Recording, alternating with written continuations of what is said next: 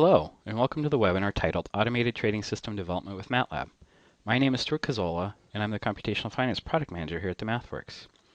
The agenda for our webinar today is shown here on this slide. So we're going to start out with talking about some of the challenges that you can face when creating an automated trading system. Then we'll dive into an automated trading workflow and discuss how MathWorks tools can be used to address many of the different capabilities in that area. And then we'll actually get our hands dirty and jump into MATLAB and show a demonstration of how you can design an event-based trading system within MATLAB. And then we'll also look at another set of tools, Simulink and Stateflow tools, that can be used for high-frequency trading towards the end of the webinar. And then we'll wrap up with additional resources and where you can go for more information, as well as a Q&A session at the end of this webinar. So first we're going to start out and kind of set the stage for challenges that are often faced in developing an automated trading system in a variety of different tools that exist out there in the market today. And then through the course of this presentation, we hope to address many of them through product demonstrations, as well as some of the slideware that'll kind of address many of these capabilities or these challenges that are shown here on this slide. So the first one that is often brought up is that many different trading systems are black boxes. They're hard to customize. They may have you locked into a variety of different data feeds. So you're really limited in what you can do within a certain trading system. Another thing that we often hear from our clients is that there's a very long development time. Sometimes the black boxes do have an API, but the API is often difficult to program or requires a different skill set from the trader set. So now you need a trader as well as a software developer to implement new trading logic or new ideas. And as mentioned earlier too with the black box capabilities, many different strategies today are working across multiple asset classes that require many different data feeds, such as new sentiment data, as well as live market data, as well as maybe historical accounting data or fundamental data. And then of course they want to execute their trading strategies across a variety of different trading venues, from foreign exchange to equities to fixed income markets as examples. And then of course there's a need for complex numerically intensive computations, and if you follow any of the news today about machine learning and artificial intelligence being brought into the trading community, you'll know that more and more statistical or machine learning algorithms are kind of being implemented and used to try and come up with an edge within the markets. So how do you integrate these into computational systems that maybe were not designed from an algorithmic development standpoint? And then of course the time cost in developing and deploying these systems to your end users, or if it's yourself, how fast can you get your ideas to market is kind of critical. It's often been told to me by customers that if it takes you 6 weeks to develop and implement a trading strategy, the trading strategy is probably already irrelevant in the markets. We really need to turn that around to weeks, if possibly days. So with that, let's jump into kind of an explanation of an automated trading system development workflow, and then we'll map that to kind of the different products that the MathWorks offers in this space, and dive specifically into a demonstration. So the first thing is when you develop a trading strategy or you want to work on developing an automated trading system, you need to take in consideration the data sources from files, maybe they're from databases that you have, historical data, maybe they're from other data that's provided by other vendors, as well as live market data feeds. These are all used in kind of implementing the trading logic that's either used to backtest your strategies, develop new ones, or to kind of seed the trading strategies with historical data so that then they can move forward with existing live data. So the data is fed into this research and quantify stage, which is basically where you come up with new trading ideas. So what MATLAB allows you to do is a variety of different things, from data analysis and visualization to financial modeling, to as well as developing complete applications that you can run directly from within MATLAB to kind of show how a trading pad might work. So you can go from creating new machine learning algorithms to developing a novel financial instrument to actually creating a dashboard that maybe a portfolio manager would be using, all within MATLAB. And then of course, how do you share this and communicate the results of your idea or implement this into an automated trading system, which is really kind of the focus of this webinar. So MATLAB allows you to do a variety of different things, such as automated report generation. You can integrate MATLAB into deployed applications, and later on in this webinar we'll talk about how you could even consider implementing MATLAB algorithms and a co-located exchange, for example, as well as implementing MATLAB to be called from databases or as its own standalone automated trading system. And of course, the value and benefit of doing this within the MATLAB environment is that you can automate the entire process from the data collection to the sharing and reporting to automated trading. And that's the value that MATLAB brings to the table. So when we look at that from the perspective, MATLAB kind of spans the capabilities of all of these areas. And then there are different add-on tools that we call toolboxes that extend MATLAB, our platform product, with a variety of different capabilities for each of these different application areas. So first we'll focus on the access side. So there are different tools for connecting to live databases, including historical data feeds as well. And then of course there's the ability to link directly to a spreadsheet link, because many many traders like to use spreadsheet as a simple calculation pad, and maybe you'd want to integrate those calculations directly within how you'd be executing an algorithm, or use it as kind of a order entry sheet, if you will. And then, of course, there's the kind of the mathematics that you'd like to apply within your strategy development. So there's a variety of different tools, from statistics to neural networks to optimization to machine learning to some finance-specific functionality, some portfolio optimization, to the ability to calculate yield curves and financial instruments, as well as do financial forecasting and econometrics. So these are all different capabilities that are included within the MathWorks product lineup that you can then select and choose from to help you implement particular trading strategies. So for example, one popular trading strategy today is to use co-integration for pairs trading. Now, pairs co-integration functionality is within the time series functionality of the econometrics toolbox. So many of our users are using co-integration to develop pairs trading strategies, or even multiple pairs trading strategies, because co-integration can be applied across more than just two assets. It can be applied across many assets at the same time. And then, of course, when you need to get your idea and algorithm out of MATLAB, if you're not completely developing the trading system to be run from within live MATLAB itself, or want to lock up a license of MATLAB for automated trading, you can then deploy this through a variety of different mechanisms. What we have shown here is a variety of different deployment capabilities, beginning with a compiler that allows you to build standalone executions and a variety of different targets. In a minute, I'll come back to those because that product lineup has changed recently, and I'll tell you what's different with them. And then, of course, there's a production server, which I'll talk about towards the end of this presentation, which allows you to host up MATLAB calculations as a calculation library or a calculation server. So you can actually run a variety of different calculations all from the MATLAB production server. Its capability is around 10,000 transactions per second for simple strategies, and you can scale it based upon the hardware you have. We'll talk a little bit more about that later. And to continue on with the scaling theme that I just mentioned, there are also two other options: parallel computing for using all the cores that you have on your current existing machine, as well as the ability to dispatch calculations out to a computational grid, cluster, or cloud using the MATLAB distributed computing server. And more recently, we've added another toolbox to the lineup that's categorized under Access, but it's really about market access, accessing live trading data from a variety of trading venues, as well as sending order information out to a variety of different trading systems. So the ones that are currently supported in the trading toolbox are CQG, Bloomberg EMSX, Trading Technologies Xtrader, and Interactive Brokers, as well as a generic fix engine from FixFlyer that you can use to communicate with any fix-compliant trading system or financial system that's out there today. Now, I wanted to mention that the product lineup has changed here recently, actually this year. So we've actually changed how the deployment capabilities work. So we have the MATLAB compiler, which allows you to create any kind of standalone application, including applications for Excel. So you can create Excel add-ins, or you can create a standalone application from MATLAB. That's what the MATLAB compiler now enables you to do. We repackaged many of the other products into what we call the MATLAB Compiler Software Development Kit, or SDK. Now this allows you to deploy MATLAB to a variety of different platforms, including the production server, including Java, .NET, and Python currently added, as well as C, C++, and other libraries, as a DLL or shared library as well. It's all through the MATLAB Compiler SDK. So what I'd like to do now is to actually kind of set the stage for the demonstration that we're going to build within MATLAB. I assume that you have some familiarity with MATLAB, but even if you're new to MATLAB, we'll give you a high-level view. But we're going to dive quickly into some more advanced concepts. So if you do feel like you get lost, I recommend that you check out some of our earlier trading webinars. They kind of go from a new user's perspective to developing a strategy. We're going to jump in and kind of take off from there and move to more, how do you do event-based trading within MATLAB? So let's begin with discussing how we're going to build a trading strategy or a automated trading system all within the MATLAB environment, where each of these components can then be replaced with something different.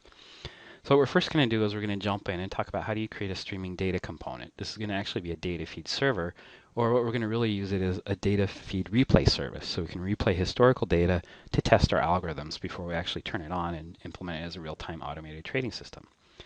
Now, of course, the streaming data is going to provide tick level data or level 1 quote data in this example that we'll be showing to a variety of different trading strategies or trading systems that might be listening to that.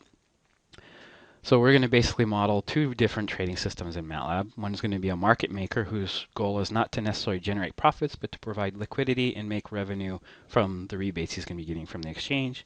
And then we're going to look at a simple momentum trader that we've used in prior webinars just to keep forward with the concept of how you can develop a trading strategy in MATLAB. This one will be for profit, and we'll look at back testing it as well as walk forward testing it and then seeing how it performs in a real-time streaming environment.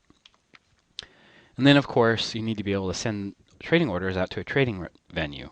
So we'll actually create another object that's actually going to be a trading execution system or order management system. It'll accept the orders, keep logs of all the trading activity, as well as the quotes that comes in.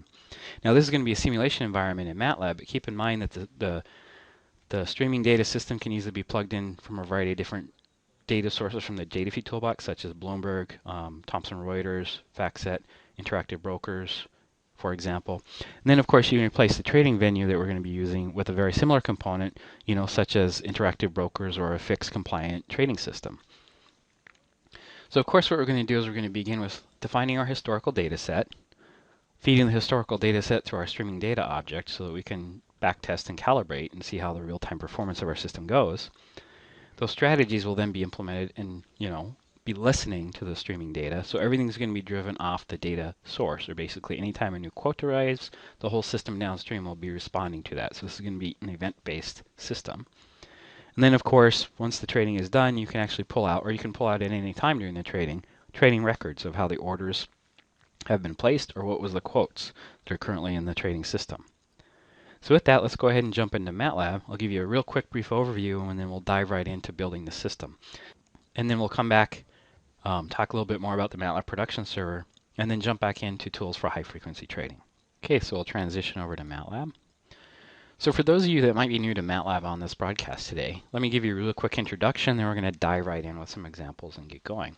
So basically what you're looking at is the MATLAB development environment, or the MATLAB GUI. And it consists of a variety of different components, such as the command window, where I can enter commands, the current folder, which is where my current working directory is with all my data and other additional files I might be needing that are accessible through MATLAB on the path. You can see the current active path is shown here. The folders that are highlighted here are actually accessible, so anything that's under here, such as the data, can be pulled into MATLAB. It knows it's there. The folder is slightly grayed. It's not on the path, so anything within these folders, MATLAB does not know how to access because it's not added to the path. You can add them to the path by simply going Add Selected Folders, and anything within those directories are now available for me to call as a command from MATLAB.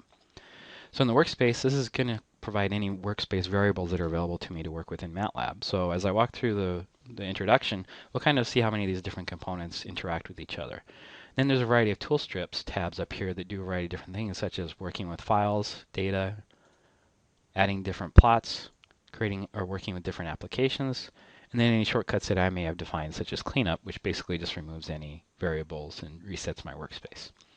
So what we're going to do is we're going to start basically with a very simple example. I'm going to kind of bring everything up with this example lead lag trader. I'm not going to walk through the entire script, but I'm going to show you quickly how you can develop and backtest a trading strategy with a variety of tools. Then we're going to move into demo 1, which is actually going to start developing the automated trading system all within MATLAB. So let's go ahead and double click this to go ahead and open up the file. Move it over here so I can get a better look at it. And what we're going to basically do is create a lead lag trader, which is basically working on two moving average indicators that cross over, or two moving average indicators that work on data. So the first thing we're going to do is we're going to load in some data and backtest the strategy. So what I have here is basically the function to load in the Microsoft data contained in the data folder. You can see Microsoft data here. I can also select it and then also look and see what's contained within it. So I have a Microsoft bid and ask and an exponentially weighted moving average of the bid and the ask as well. And it's about 50,000 variables in size. So we'll load that in. So for example, the midpoint of the bid and the ask. So let's go ahead and evaluate the selection. Now I have Microsoft price. So if we're going to trade on the midpoint using a lead lag moving average indicator, this is the example that you'd see here. So basically what we have here is a leading indicator that's at a period of 12 and a lagging indicator that's slow that has a period of 26. So if we zoom in, you can get a better view of how this is looking at the bid and the ask, or the midpoint price, and how it's trending and following. Then you can see as they cross over, we're generating a trading signal. And then we're also keeping track of the cumulative returns within this plot. And you can see how frequently it trades given these leading and lagging indicators and the return, and then the cumulative return series that you'd see here. So this is an example of a real quick back test. So with that, what I want to do is define what are the best parameters I can use. So we're going to do a parameter optimization or parameter sweep and figure out what's the best way to do that. But what we're going to do is we're going to use all of this data. We're going to use about half this data to come up with a trading strategy and then test it on the other half to see how tests works on out-of-sample performance. And that's essentially what the scripts here are doing. So a script is basically an encapsulation of MATLAB commands with comments. And these comments can actually be used to help document your work and create automated reports. And we'll show that in a minute of this. But what I want to first do is run through this example. So what we're going to do is we're going to backtest the strategy. So loading in the Microsoft data. We're going to change the parameters 1 to 80 and then 80 to 200 in steps of 5. So this is going to be my N and M parameter, or my fast and slow moving parameter for the lead lags. Define them as a range variable. The annual scaling is so that we can get a Sharpe ratio, because this is going to be daily data for quotes. We're going to assume that the quote resolution is around a second. But at the end of the day, we want to annualize the Sharpe ratio that's calculated to what would be an annual, so we can get a feel for how this investment performance works versus others that might be on an annual performance. We're going to run it on the midpoint of the bid and the ask. We're going to assume a cost of about 0 for the moment. You can add this later, and it does change the performance. Now I mentioned I wanted to break it into 2 halves. The first half is going to be my test set. So we're breaking an index from 1 to the midpoint of the 50,000 series that's shown here. And then we're going to do a validation set. So this is our validation set. Now to run a parameter sweep, what I want to do is I want to basically define the lead lag function here as a function that can be run with a variety of different parameters. And that's what this lead lag fun here does. So if I go ahead and open that, what you can do is you see this goes through and it will actually handle the variety of different conditions, NANDs, calculate the scaling parameter, and then actually run it. And it just makes sure that N and M can't be greater than each other because it wants to run over an entire sweep. So M always has to be greater than N. So it's going to basically eliminate those conditions. And then we're going to define this as a function handle. So what this @ symbol means is I'm going to take this function, pass the function as an input to another function that's then going to run on it. Now this is a standard concept in MATLAB that's often used in our partial differential equations or our differential equation solvers, ODE solvers, as well as our optimization solvers. So these are functions that operate on top of a function. So I've redefined lead lag using this @ symbol as a function that I can then pass through it, give it the range, and the parameter sweep is just going to run through all those different combinations. And in addition, parameter sweep is actually going to use parallel computing in the background. So if I go ahead and open this up, what you're going to see is I have some loops that's going to loop through things. Or I'm sorry, it's not within the parameter sweep, but it's actually within the lead lag function. So if I go ahead and open it back up, what you're going to see is I have a parallel for function. So it's going to run every one of those parameter sweeps in parallel using a different core. And this will take about 30 seconds on my dual-core laptop, so it's not a very intensive computation, but many others might require more resources. So when I run this, you're going to see that parallel computing is going to start using two workers, go through the parameter sweep, and then it's going to report the results. And we're going to just report the best performance from a Sharpe ratio perspective. And then we're going to go ahead and put that back into the lead lag function to get a plot, because the lead lag function without an output gives us the lead lag plot that I showed earlier. So let me go ahead and run this. You can see it's opening up the parallel worker pool. So it's also going to end up showing that I'm going to be connected to my local, which is my laptop. You can connect to an extensive distributed computing system. And then you can see it's connected to 2 workers because I have a dual-core laptop by default. So now it's actually going through and running on all the workers on my laptop. And then it took about 24 seconds to run the parameter sweep for all those combinations from 1 to 200 basically. Squared because you're running across another set of 200. So it ran through and it said for 50% of the data set, it said to use 13 and 17, but if we run it across the entire data set, this is what we get. Or no, I'm sorry. So this is the first half of the data set. This is the test data set. It says we get Sharpe ratio 1.2 and a 4.57% return. It's not too bad. Now let's actually test it on that other set to see how well it works. This section of code here will do that. And what you see is that it actually took a loss and a bad Sharpe ratio. So on the second set of data, it didn't do quite as well. If you remember, this was the downward trend, a little less volatility than earlier in the day. So 13 and 7 calibrated to the characteristics of the first half of the data set well, but it didn't work well out of performance. And that's not really a good strategy. So what we want to do is go through a walk-forward testing strategy and look at how this will actually work. Identify the lead lag combinations that will provide us the best performance regardless of what the market conditions currently are over the day. So we're going to do the same thing. So what we're going to do now is we're going to run the lead lag function over the Microsoft price on a window. So we're going to use a moving window. So if you remember, we looked at, for example, so we're going to look at, this is the whole set of trading days. So what we're going to do is we're going to take a moving window approach. So we're going to define the window to be about 5,000 samples. So this is a 50,000 general, so it'll be about, the first window will be about here. We'll test it. We'll increment it by about 1,000. So we'll test it to the first 5,000, move it over, so it'll go up to 6,000, and continue to see what kind of parameters we get out of this. And then we'll report the results. And is a plot that we can look at and identify what the best parameters for the lead and the lag indicators are. So if we go ahead and run this, it's going to take a little bit of time to run because it's got to run through a variety of different combinations. It's actually going to take around 2 minutes to run on my laptop for this. But what you can see is that we're reporting to the command window the Sharpe ratio and what the values for N and M are, 5 and 63, 1 and 8 in this case. You can see that we're getting some good Sharpe ratios for different ratios. The 13 and value that was shown earlier don't appear to necessarily be the best over many cases. So we're going to sweep over the entire data set, and then we're going to kind of look at which ones were the best one.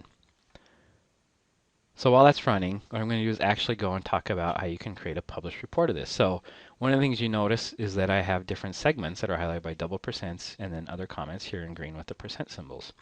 Now these can actually be used in what we'll call a publication mode. So you can publish your scripts into an actual report. And the way to do that is go to the publish command. You can insert a variety of different things such as images, latex equations, code. And then you can also publish to a variety of different formats. So for example, you can see you can support HTML, XML, LaTeX, Doc, PowerPoints, and PDFs. So we're just going to go ahead and use the default one. This is running currently, but what I would do is like push publish. It'll go through, run all the code that's in here, capture everything, and include it in a document, which is now in the HTML folder. So if we go ahead and look at the example lead lag trader, let me go ahead and open this outside of MATLAB because MATLAB is currently busy. What you'll see is that we now have an HTML report that basically took the comments we had before. So if I move this over,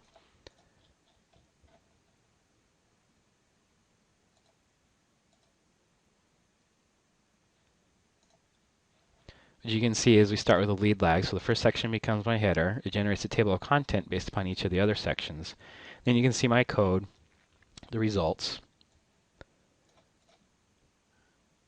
So you can see, as we've shown before, the first test, the out-of-sample test, it did poorly. Here is the completed test, which just completed over here. We loaded the data into what's the surface fitting tool. So under apps, I'll show you that in a minute. And then we basically fit a surface to all the different results to try and get a feel for which one is the best performance. So if you look at it from a contour perspective, you can see that the best performance Sharpe ratio would probably be around here. So we fit a surface that we'll then use to approximate that. And then from there, we have the surface that represents the best Sharpe ratio. It's a decent fit, not the best. And then what we'll do is we'll run it through an optimization routine. That's actually going to pull out the best fit parameter there, and we'll use that. So you can see that this actually shows the completed workflow of everything we've done in this. I basically wanted to give you a real quick example. Let me just run through the optimization piece. So we did the walk forward. Let's go ahead and run the optimization piece. So what it's going to do is it's going to search based upon the surface fit of that data. And what it came up with was 5 and 63. So if I go back and look at X, it says 5 and 63 are my best parameters. Close that. Go back to the plot. 5 and 63, this is the result that we would see for the entire data set. Often it trades. And it looks like it did pretty well using 5 and 63 for the entire day. So this is what we're going to use as our parameter, our lead lag trader. So what I want to do now is actually go back, kind of give you an introduction to how you can use events in MATLAB and how we can develop a system that works on events and is driven by such as quotes or trade announcements. So let me go ahead and clean up real quick here. So what I want to do now is actually go and open up the demo 1 example and walk you through basically kind of the concept of streaming data within MATLAB and how you can handle it. Many people are not familiar with how you can actually stream data and have MATLAB respond to incoming data. So this is kind of to set the stage for that, and then we'll talk about event-based data and basically events and listeners in MATLAB, which come from the object-oriented programming concept, but they're not very hard to incorporate once you kind of understand a little bit about MATLAB. So as before, what we're going to do is we're going to load in some sample data. So this is actually going to be taken from tickdata.com. It's a national best bid and offer sample data that they provide. It's located in the data folder. So you can see I have data. Running the add data will add this to the path. So what we're going to do is we're going to load that, take a quick look at it. And what you can see is that the data consists of a variety of different symbols, the bid price, the bid exchange, bid size, ask, and so forth and so on. And then we've added something called the type. This is basically how our market replay is going to understand what this is. So these are all bid and ask quotes. We tag them with quotes. Other thing is you could actually have trade executions that are reported as well, and that would be given a trade under the type here. So you can see the variety of, we have 1, 2, 3, 4, 5 different symbols all available in this. The next thing that I want to do is I want to create a simple display so I can look and stream the real-time quotes to the display. And the reason I'm doing this is to kind of give you a feel for how MATLAB can be used to do multiple tasks at the same time. And one of the ways is to do that is to use events and listeners, which we'll talk about later. But let me simply create a display. So the command here is just going to create a tabular display, and it's going to put the data in there. So this, if I run this, what you can see is I basically have a display for, I guess it's better over here. So I have a display that basically currently doesn't have a bid and ask price, but it also has all the ticker symbols. So it's empty currently. So we're going to just pull out those 3 fields. Well, actually, we're going to pull out the bid, ask, and price as well. Now what this next set of code here is actually going to do is we're creating a quote string which takes 2 inputs. So we're going to take the bid or the ask price, and we're going to add an X to it, and then we're going to add on the volume. So that way we can have a textual display in that order, or in the table I just showed you. Quote string and quote string will do that. So if I go ahead and create this, so let me go ahead and minimize this. So if I go ahead and run this line of code, and then show you with the first value of the bid and the ask price, what you can see is it's going to give me a string answer like this. So it's going to actually take 130.07 and stick it in for the bid as an example. Now the other function we're going to create is an update display, which takes in the date time. So it's going to take in all these fields, the date time, then it's going to run quote string on the bid and the bid size, as well as the ask and the ask size, to put it into this type of format and stick it into this table.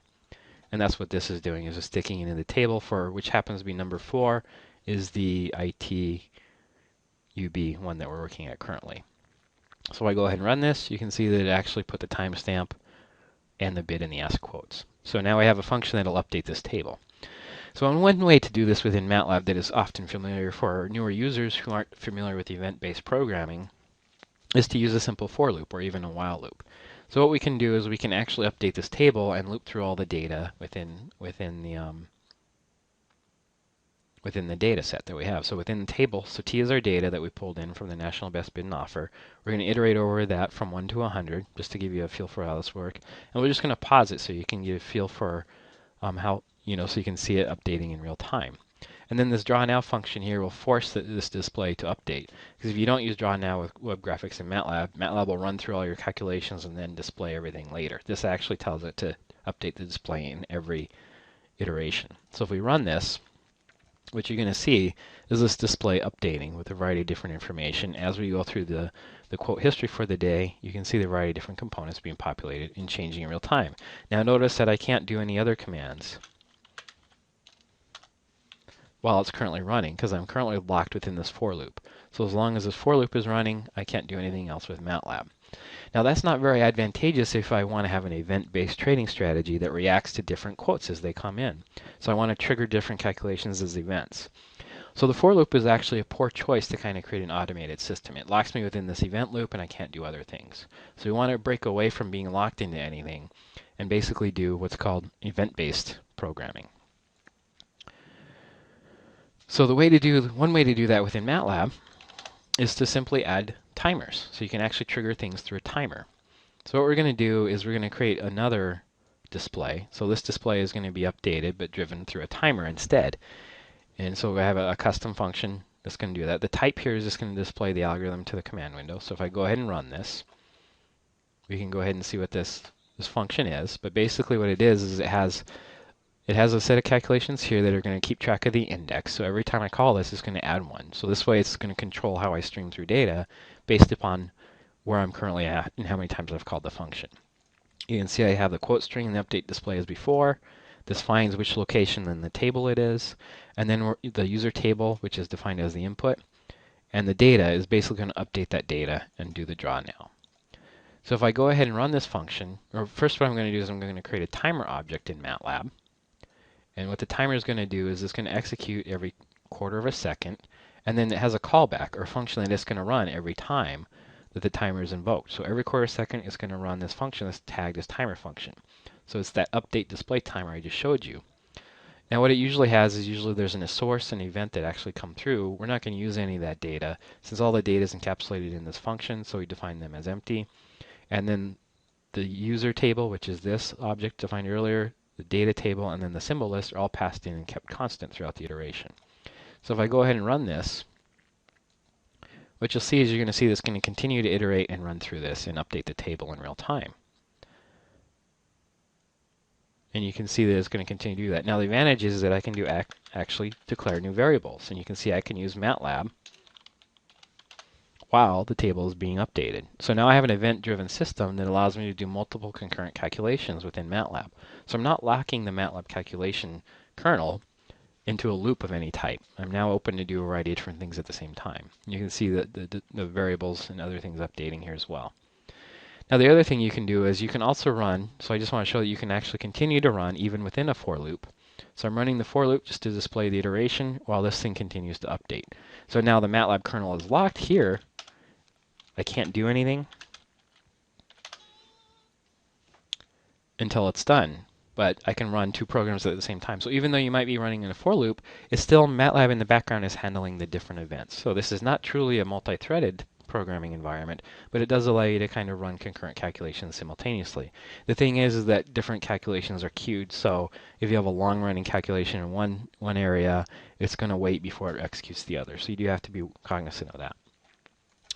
Now to shut this down, I just basically stop the timer, and then I'm going to delete the timer. So if I go ahead and do that, I have stopped the timer, and now the timer will no longer update or trigger. I've actually deleted it. So you might actually find out that, so I can also run timer find all, which will tell me if there's any timers available, and there currently are none. So sometimes if you forget, if you clear a variable, the timer may still be active. You should first delete it because that actually gets rid of it and gets it out of the MATLAB memory. But if not, you can just find timer find all to remove them. So that was one way to actually do an event-based programming with timers, and then you can create other programming constructs. But what I really want to do is introduce you to the concept of events and listeners, because the events and listeners allow you to define different programs that can react to an event. And so basically you have one component that's going to issue an event, and then you have different components, or algorithms in this case, that'll listen to the algorithm. So let me actually go back real quick to my slide real quick. So what we want to do is the streaming data is going to be issuing quotes continuously at a certain interval. We want two different trading strategies here to react to them based upon what their decision logic is and send a trading to the order execution system. So what we really want to do is have something, we want to have two traders that are listening to the data source and then running their trading strategies appropriately. So to kind of set the stage for that, let's talk about events and listeners. So let me go ahead and I think close everything down. So what we're going to do is we're going to create a simple streamer object, which is actually going to be driven by a timer. So let me go ahead, and I'm actually going to go ahead and open this up rather than run type. What you can see is I have basically an object defined in MATLAB. So you define an object as first a class, and an object is actually an instance of that class. So here's the class definition. It consists of properties, events, and methods or functions that know how to operate on the data or events that are contained within the object. So first we're going to look at the simple streamer, which is derived from class streaming, which is another one I'll show you in a minute, which is actually driven by a timer. And it has to implement certain functions.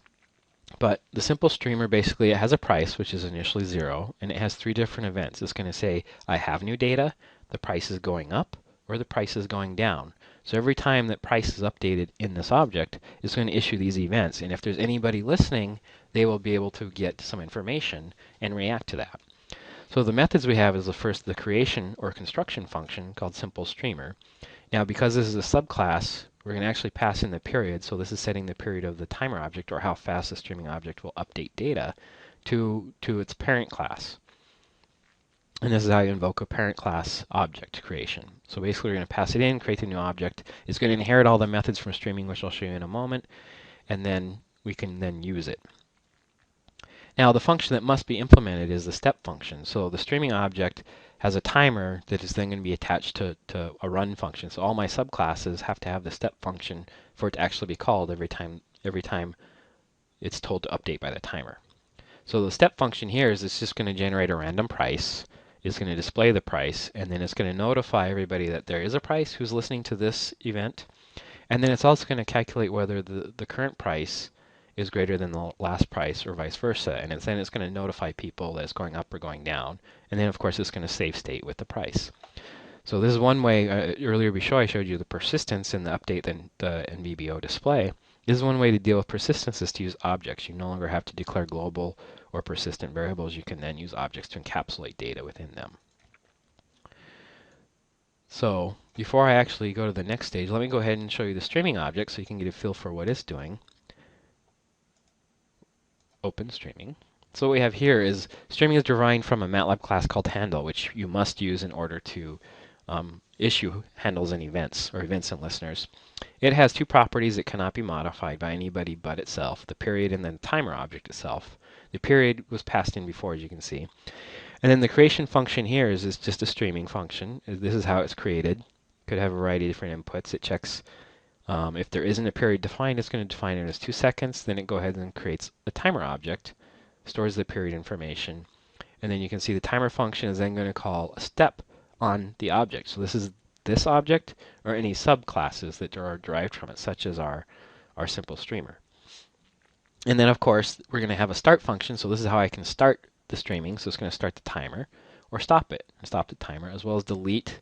Or if I wanted to, while it's running, change the period. Here's a function that allows me to change the period.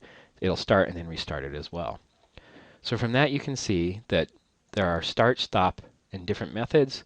And then this one's only implementing the step. So let's go to MATLAB, create some examples of these, and look at how these things work. So this first example, what we're going to do is we're going to create a simple streamer with a period of 1 rather than default. So if I go ahead and run this, let me go ahead and clear this. Let me go ahead and clear all for the moment. I think we'll be okay. So what we're going to do is we're going to run this code, create a simple streamer. And what you can see is I have a variable called simple streamer of class with a price of 0, the period is 1, and then it's contained a timer function. So if you notice, timer was not defined in there. I can also look at its properties. So these are the properties that are displayed. So I could also type properties to get a look at the properties that are available. But more importantly, let's take a look at the methods. Remember, I only implemented the step method. But I have everything from its superclass. So I have the creation method, set period, step, stop, start, and delete, which were all derived from the first one, as well as the methods from the handle, which also include add listener and notify. Now these two functions will become key later for notifying based upon an event, and then adding a listener based upon an event. So if we go back to the simple streamer object real quick,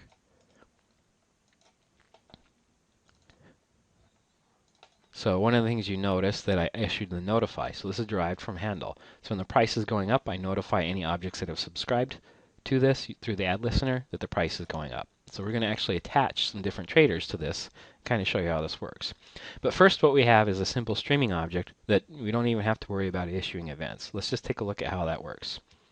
So I created a simple streamer object, right? So I have SS. So if I go start, what you're going to see is it's going to start issuing random prices, right? So it's actually a streaming data set now, and it's issuing the display. This is all it's told to do. I can also stop it. And now you can see I can stop it, and I can also delete it. Now I went through what streaming was before, And this is actually just going to do the same thing I showed. So if I run this, it's going to wait for 5 seconds, show about five random prices, and then stop. So it's done that. Now what I want to do is actually attach something to listen to these prices and do something based upon what those prices are. So we're going to actually create 3 different traders, and we're using anonymous functions, so these functions only exist in the workspace. But the function is actually going to display information, so it's just a display function that we're going to call trader1.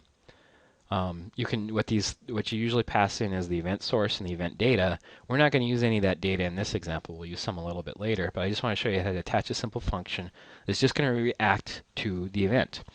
So the first thing is we're going to create 3 different traders. Their goal is to do different things. So trader 1 is going to buy a random value of shares, and it's going to display that command window. Trader 2 wants to buy 100 or more, and we'll show you which event he's going to subscribe to in a second. And then trader 3 can sell all my shares. These are the 3 different trading strategies that we have. Now what we're going to do is we're going to assign each one to a different event. So trader 1 is only going to listen to have new data. So basically anytime a new quote comes through, he's going to buy a random set of shares. Trader 2 is going to listen only for when the price is going up. So when the price is going up, he's going to assume it's going to continue to go up. So he's going to say buy 100 more. He's going to keep doing that every time the price goes up. So our third trader is actually going to buy only when the price is, or actually he's going to react, sell all my shares when the price is going down. So very pessimistic trader. So when we run this code, the add listener actually attaches it to our streaming object. So they're basically subscribing to this event, and then it's going to call this function, trader1, every time that event occurs. So let me go ahead and run this. We'll start it, run it for 5 seconds, and then we'll stop and delete it. So what you can see is that trader 1 buys. Let me go ahead and open this up so we can get a better view. So you can see here what was just run. Basically when the price went up, trader 1 buy 3 shares. He's the random trader. The uptrend buyer bought 100 more. And then when price was 43.8, it was actually down. You can see trader 3 said sell all my shares. Trader 2 is not there. And of course trader 1 continues to buy because he's just buying on every announcement. You can see how that goes through the rest of the 5-second trading history that we have. So this is a very simple example of how you can create classes or objects that can react to events and how you can have different functions subscribe to the event. So what we did here, if I go back to this diagram, is we created a simple streaming object, right? So the streamer created a simple streaming object that then drove it. So everything's being driven by a timer interval. Here, he's issuing events. These guys are listening to the events. These were just functions. They listen to a certain event based upon how they were added using the add listener, and then were called each time that happened. So this is how you can do event-based programming in MATLAB. Now what you want to do is develop some more sophisticated ones, showing that lead lag strategy from before, as well as a market maker, and then also had another object that encapsulates a trading volume that's going to keep track of trading records. So this will give you an example of a more realistic trading system. So I'm going to go ahead and clean up everything and open demo 2. Now this is going to be the final demo that I'll really show in MATLAB before we'll talk about Simulink and Stateflow in a minute.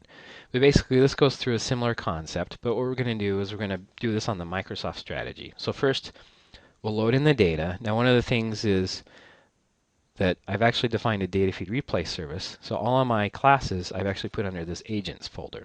So I'm calling each of my classes, they're basically agents, either a trading agent, they're a data feed agent, or they're some kind of agent. You know, maybe they're an exchange agent. So the ones that are of interest is I have a Bayesian market making agent, a broker who's going to take all the orders and reply with a response. I have the replay service, the lead lag trader, and then I have quote data and trade data. I'll talk about a little bit. These are actually event data systems as well as the 2 I showed before. So the first thing is I have a data feed replay service. So let me just go ahead and open that real quick. And in the data feed replay service, it takes in the source as well as the period is optional. But it can take a variety of different inputs. It can take a file, it can take a table, or it can take a structure. And some work to do here is to actually allow it to connect to a database and pull data from a database. I'll leave that as an example for you guys to finish. But this is how you can extend it. And what this is going to do is it has a step function which notifies only with 2 different events that there's a trade notification or a quote notification. So one of the things is that it has some assumptions on the fields that should be in the data. And basically, if we go through and load Microsoft, let me go ahead and do this. What it's going to do is it's going to load the Microsoft data. The original data didn't have any timestamps, so we're just going to go ahead and add those for the day, starting with today's date. And then we're going to put it into a table object. So let me go ahead and take a look at what's in the data table object. So if I go ahead and open this up, the data is a data type container for mixed type data, very convenient and easy to use. You can see that it has named variables. You can also name the rows if you so desire. But what it has is symbol, so Microsoft, ask price, the bid price, the ask size, the bid size. These were randomly generated because they weren't included in this original data set, as well as the time, and then we added the quote, because these are all quotes. Now, if I had both trade and quote data to use concurrently, I'd have different trading data within here. So one of the things we're going to do is we're going to then, so we loaded the data. Now let's go ahead and create the default data feed replay service and get rid of some of the stuff we don't need. So if I go ahead and run this, what you see is going to take all that data, convert it to actually an internal representation that's going to allow it to stream it a little more efficiently, and basically it's going to be a MATLAB structure. So it's taking the table, converting it to a MATLAB structure, and then getting ready. So you can see that the feed, so the feed has these different properties. So it has a replay speed, which is the period, which is the period of the timer, which is also the period here. It's also reflected here in the period. So if you change the replay speed, this will be updated. It has an index, so this is the current index into the data of what it's going to stream out. It has a symbol list, so if I imported data that had more than one symbol list, it would actually update this. And actually, let me show you that that would be true, as well as the data in the timer object. And then this is here's an example of the data. So it's a structure with all these fields. And if I go the feed data of 1, you'll see the first one. I can also do and that's the last data point. So this is what's going to be streaming based upon the iteration or the timer. So every time the timer goes through, it's going to update the index with 1, and then it's going to stream out the next set of data. So let me actually show you an advantage of using it this way, because we can actually take this and we can actually create a different one directly from a CSV file. And the reason I do this is to show you that it can handle more than one instrument at a time. We're just going to run this back test on Microsoft data, but this is actually going to load the national best bid and ask data, tick history or quote data, national best bid and offer quote data provided by tick history or tickdata.com, and then we're going to show it. So you can see that it actually scanned through. It has those different symbols we showed before, and then you can see the length of it. So we could actually stream different data here. So if I do the data, the feed.data 1, you can see the current one. Let's just do the first 5 and see how many different ones we get. It's a 5. So let me do 1. You can see the first one, second one, third one. Now I have ITT, the fourth one, IEF, and so forth and so on. So you can actually stream multiple things. So if you also notice, I now have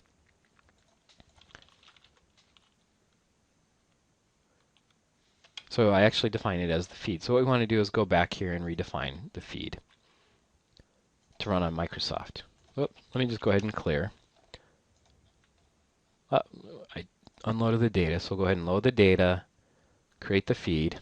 And now what we're going to do is we're going to create a monitor like we did. We're going to attach a GUI to actually watch the quotes update in real time so we can see our system working.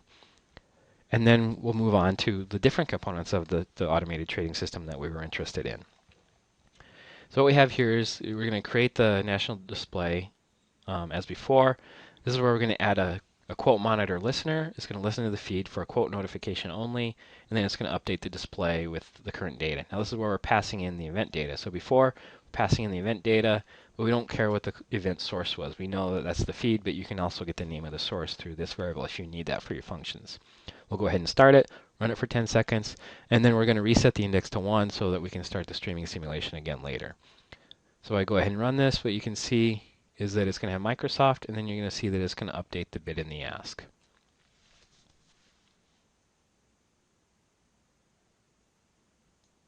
So now what we're going to do is we're going to actually create a broker object. So what we're going to do is we're just going to take a quick look at the broker. It's going to contain two properties, a quote book. So it's going to keep a log of the current quotes for the current national best bid and offers, if you will. And then it's going to have a trade book, which must be observable to be updatable in the framework that we're using. So because I'm going to actually attach a property event listener to this, that's going to react when the trade book is updated. So that's where you need set observables so that a property change listener can actually listen to this. So the broker doesn't do anything but declare these empty properties. And then we have some functions. So there's an order table or a place order, which is actually going to go through and place the order based upon whether we specify the position as greater than 0 or less than 0. So these are market orders. It's going to assign an action and fill the order table. And it's going to return an order table back. So if you look at this function, you also get an order table for confirmation of what the filled order was. So you can see down here, we're going to actually define filled price as what it was based upon the bid and the ask spread, or based upon what the bid and the ask quotes were at that time, as well as the timestamp. The other thing is that there's also a function called quote update. So this is what our notification is going to be listening to, or this is what the listener is going to invoke every time there's a new quote from the data feed replay service. So this is going to basically go through and update the table with new quotes. You just saw that. This is actually going to be an internal quote book, so it's going to have the quote monitor that we showed in a GUI is actually a table within this object, so it's going to contain the similar table of price quotes as well. And that's all that it implements. So we'll go ahead and create this. We're going to actually go ahead and add the listener to listen to the quotes, run the quote update function. We're passing in the broker object and then the data. Go ahead and run this. And then what we can see is the quote streaming will be updating in real time. I'll go ahead and dock this. But also, if we look at the broker, we can see that I have a quote book. And then the quote book contains whatever the current quote is as well. So this allows you to have multiple quotes at once. We're just going to listen to one for this example demonstration. So now what I want to do is actually create some traders. So there's two different strategies we have. I talked about the lead lag trader before. So we're going to run the trading strategy that way. And then there's a Bayesian market maker, which I'm going to actually reserve discussion on what this one is doing when we move to the Simulink and stateful example, because it's much easier to explain in the context of the diagrams that you'll see. The lead lag trader I'm going to open up just to discuss real quickly. So we look at the lead lag trader. Basically, it's got some different properties. So this is the leading and lagging parameters. It's going to keep track of its position, the profit. It's actually going to it's going to be assigned a broker, and it's going to contain it in this variable. Then it has its trader ID and then the symbol that this trading strategy is going to listen to. Here's some more historical data, so it's going to maintain a history of the data so that it can run over, because this data is coming in streaming. It's going to add the streaming data to the price history. And then as well, we have a signal that indicates when to buy or sell. The lead lag trader construction just go ahead and creates it, populates those fields, gives it a trader name, so you need a trader name, as well as the different parameters you want to use, as well as the symbol it's going to listen to. The strategy is actually what's going to be run every time we listen to new quote data. It's going to go through, it's going to parse it, it's going to make a determinant of whether it's a buy or a sell based upon what's coming out of the signal from the lead lag function we had before. And then it has an order, so it's going to place an order with the broker, basically pass the right information. So we're only going to pass in the lead lag trading object and how much it wants to buy. It's going to assign its ID to the broker, because that's what the broker needs to actually implement the order. And then we have add broker to add the broker so that it knows who to communicate the orders to. And then there's a plotting function that's going to update only every 1,000 iterations to just show you the status of this strategy. So if we go ahead and create that, what we're going to do is we're going to create the two. We'll talk about what this one does later, but it takes a similar one. So we pass in the parameters, the symbol it's going to subscribe to, so this is what it wants to trade against, and then give it a name. So we'll go ahead and create this. So we're going to create those objects. So now you can see I have the different traders, if you will. And then we need to add the broker, assign the broker to both of them, which is basically the same broker. So you can actually add more than one broker if you wanted to and handle them that way. Now what we're going to do is we're going to add the listener. So the listener is basically on the feed object, we're going to tell it that we want to subscribe to the market maker as well as the trader to listen to the quote notification and then invoke their own strategy based upon what the event data is. So we'll pass in the event data and they'll handle it appropriately. So we'll go ahead and run this one to define it. And then what you can do is you can see what what a listener object does. It has a source event, the callback, whether it's enable and recursive. So there's some properties here. So you can also use this listener handle to start and to unsubscribe or delete the listener too if you wanted to actually delete something after time. So if the trader decided he's no longer in the market, you can stop listening to the data. So now that we have that, we're going to actually create another display like this one that's going to create and display the trade data. We're going to go ahead and dock this one too. What we're going to do is put this one down below, resize so we can see the quote on top, the timestamp and the information here. We're going to scroll over a little bit. So trades are actually going to be shown here.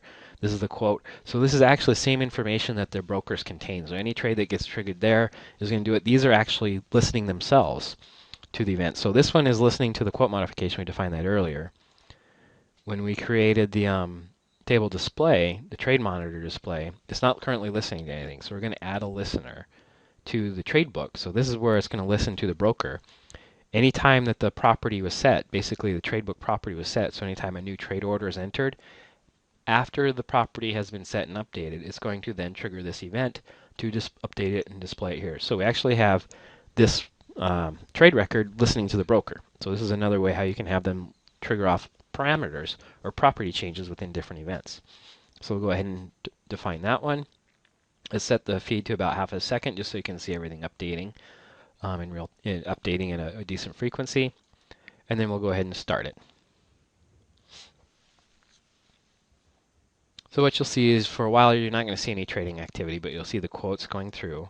You can see the market maker is starting to respond to the quote and the bid ask based upon its Bayesian market making strategy. After the iterations reach around, I think 65 or so, is that what the parameter was? At 63, you should start to see the lead lag trader actually making trades. So let's go ahead and see what the feed is at. Oh, you see it actually did update. So now we're past 70. So you can see that now there's the trader, the lead lag trader, and the market maker. They're all participating. If you notice, everything's updating at about half a second. The table, the GUI, I can continue to do other things within MATLAB. So now I have an event-based system that is just reacting and calculating only when the events occur. So let me go ahead and stop the feed. So what we could actually do is you can actually close these down, change the frequency. So you could actually delete the trade monitors and their event listeners, increase the frequency to about 1/10 of a second, and then run through this strategy more quickly so you can see everything updating. What I'm actually going to do is, in the interest of time, is go ahead and show you the published report here. This is actually on a different screen, but let me go ahead and show you. So this is the same code, goes through and creates things. What you can see is it goes through, populates it, runs it for a while, and then we actually shut it down. And then what we're going to do is we're going to run it to completion. So without having any plotting, update, or listening, you can see that keeping track of its profit, its position, where the trader was. So it's currently long 2, so it it's down 27.5. But I'll show you in a second how the strategy works. And then also the market maker, which goal was to maintain almost a 0 position, actually has about a profit of about 15 cents for the day after running through it. So let me just go ahead and show you what the calibration reports for the lead lag, which does the same thing later on. So event-based testing, we did the same thing with just the lead lag, ran through it, created it, and then we had the plot update, and you can see how it did. So it actually generated a final return of about 1.35% based upon the lead lag thing. We also kept track of the actual orders themselves in the table, pulled them all out. You can see the total cash that was generated from going long or short based upon 1 share or 1 to 2 shares. And then the final return. Similarly, we also have for the Bayesian market maker, you can go down and see its final result as well as how it was doing its profit and loss throughout the market, and then what the final quote was. So this is an example of creating an automated trading system within MATLAB with the different components. So what we're going to do is I'm just going to clean up everything here real quick, and then we're going to go back to the slides. Okay, now what we're going to do is we're going to actually talk about the production server. So how do you take one of those trading strategies that you may want to implement, or multiple trading strategies that you want to implement in an external system? So the way you can do that is basically through the MATLAB production server. So what the MATLAB production server does is it allows you to host multiple different MATLAB calculation engines, all running concurrently. The default configuration is 24 concurrent MATLAB executions, or 24 MATLAB workers as we call them. So you can run 24 simultaneous calculations. You can also get scaling by adding more workers or adding more capable hardware. So the process is that we basically run that algorithm that you want to run using a functional form interface, such as the lead lag function we defined earlier in the demonstration. You run that through the MATLAB compiler, and it generates basically a component technology file that you drop into the MATLAB production server. In this example, it shows a portfolio optimization algorithm, some kind of pricing algorithm, and then some risk analytics algorithm. So you have 3 different algorithms, all live, available for being run and called from a variety of different end systems. So the different types of end systems that are supported are Microsoft Excel. Add-ins directly can call from this. Python, Java, .NET, C, and C++ are currently supported. So from the front end, you use the client library for the appropriate environment, and then basically tell it how to send information or data back and forth to the production server. So an example is you can have a web-based trading system that goes through the web server, calling the production server on the back end. You can also directly use this as an automated system being called and invoked directly from a database. So if an order comes into your database, you can then trigger a trade or maybe some kind of risk analytics if you want, as well as can also be integrated within your web server. Then, of course, desktop applications, a variety of different forms can call directly into this. One that's directly supported out of the box without any code needed, we generate all the code for you, is Microsoft Office Excel add-ins. And then, of course, you can use a variety of other application servers to call into the system as well. So that allows you to actually take MATLAB algorithms and host them in a scalable way for multiple things to call maybe the same algorithm, or to manage a variety of different algorithms that are being called at different times throughout the day. So this is one way of taking MATLAB. You can take the production server and co-locate your algorithms close to the exchange where you might want to get better performance. So speaking of performance, this still runs at the speed of MATLAB, even though it's optimized for this still runs at the speed of MATLAB, so the linear algebra still performs the same. All the algorithms you develop still perform at the same speed. So what happens when you want to actually go beyond this and maybe enter the realm of high-frequency trading and develop algorithms that you can then compile to C or maybe put onto an embedded device such as an FPGA or an ASIC? So that's where we're going to basically talk about re-implementing the Bayesian market maker that I showed you earlier in Simulink and Stateflow. So I'm going to go ahead and transition back to MATLAB, open up Simulink and Stateflow, walk through this example, and then give you an illustration of how you can develop the strategy and use it to generate a variety of different code for different targets. Okay, so what we're going to do is we're going to actually show you the Simulink and Stateflow example, which I'm going to go ahead and open up here. So if I double-click on the example market maker, it's going to go ahead and open up Simulink, which is another platform product from the MathWorks. It's a block diagram editing environment for modeling dynamic systems. And what we're going to see is, let me go ahead and resize some of these things. So I'm going to show you a variety of different things, and then we'll run this in real time. But basically, so this is my model in Simulink constructed using a block diagram approach, where the inputs are signals, the blocks do algorithms on the signals, and then there's a variety of different outputs. So what it's going to do is it's going to import the Microsoft Ask from the MATLAB workspace, the bid, run it to my market maker, which is actually a stateflow or a stateful diagram that's going to tell it how to respond or transition from different states.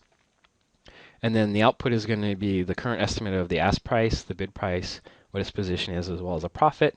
And then we're going to run through an example profit and loss calculation, which here is basically taking the position, delaying it by 1 unit in step time, and then it's going to multiply that by the price, and yesterday's price, subtracted from yesterday's price, is going to be the returns, multiplied by the position. That's going to give you the profit for the day, and then it's going to continue to sum those up to give you the cumulative profit and loss. So this will be a return series that we can look at.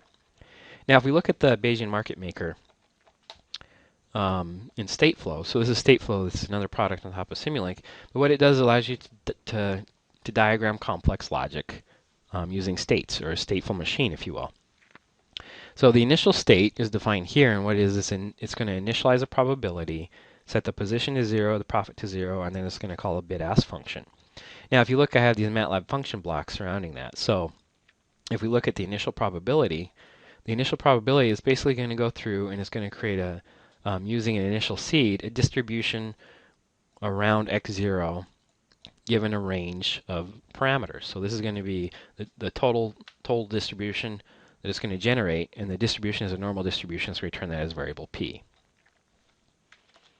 So if I go back to stateflow, we have a similar one for the bid and the ask. So it's going to initialize the bid and the ask. What this is going to do is it goes through using the Bayesian estimation. So what it's going to do is it starts with that initial distribution, calculates the bid and the ask from that distribution, and then after every iteration it's going to update the distribution and try and narrow it in and estimate what the true price is from what the quotes are in the system. And this is going through the algorithm using a Bayesian methodology for that. I'll refer you to the paper to actually get into the details. It's a little too much to discuss in the remainder of this webinar. But basically, you initialize it, it goes to the quote. So it's going to be sitting here waiting for a quote. So when a quote comes in, what it's going to do is it has one of two choices. It can either go through, I'm going to sell.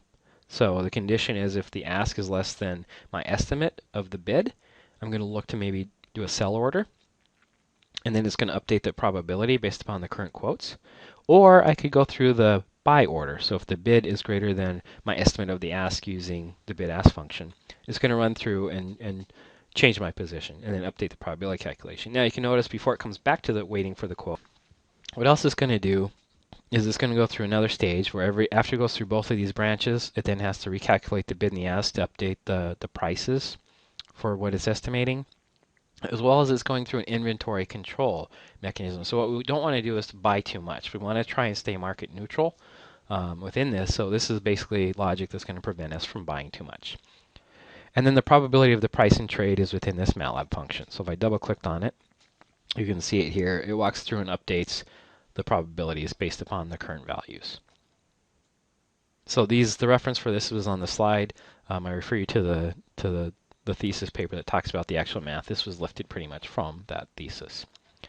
So if I go back to Simulink and Stateflow, what I'm going to do now is I'm going to actually simulate this and show you in real time, and you'll see a similar performance to what we saw earlier. So let me go ahead and open up the scope. So if I go ahead and hit run, what you'll see is it's going to go through, load the data. It's actually compiling the stateflow on MATLAB logic for execution speed. And then you can see it actually run through the simulation. Given the gain, which is just the 1/2 the bid and the ask spread, the current values, what the market position is for the market maker, as well as the return series or the profit and loss. So you can see that it actually over time does generate a little bit of profit, even though it's meant to be market neutral. So this is an example of creating an algorithm within MATLAB and Simulink. Now there are a variety of tools for actually generating code out of this. You can generate code for a variety of different hardware devices through C or C++. This would be for HDL code generation or PLC code. So this is how you would go through and build the model. Another example, I'm just going to go ahead and close this, but if you notice within the space, when it ran and compiled the example market maker, it actually went ahead and compiled a MEX function in MATLAB. So this is a compiled version of the stateflow object. So that's an example of how you can compile this to deploy to other systems using Simulink and stateflow. So with that, I'd like to return to the slides and then conclude the rest of this presentation. All right, so we just saw an example of how you can generate and simulate the strategy within Simulink. Now what we're going to do is we're going to wrap up this seminar, or wrap up this webinar, by talking about a variety of different resources that are available to you. Now over the years, there are a variety of different trading algorithms or trading webinars that are out there that you can use to learn and get more information. The first one that kind of begins with the basics of what I showed with the lead lag and walks through the development and backtesting of a system is Algorithmic Trading with MATLAB for Financial Applications. Following in a similar vein, we're kind of learning to use MATLAB as well as develop trading strategies and backtest them. You can look at one that's specific to commodities trading with MATLAB, and then one that talks more about equities trading or basically trading based upon earnings announcements with MATLAB and FactSet data.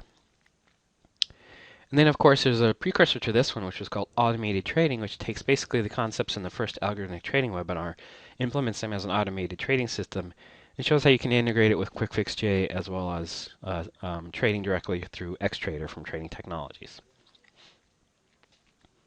And then of course some more statistical advanced concepts such as co-integrations are talked about with the co-integrations pairs trading with econometrics toolbox, which talks about co-integration, the concept and how you use it, and then ends with the example of how do you develop a pairs trading strategy using co-integration.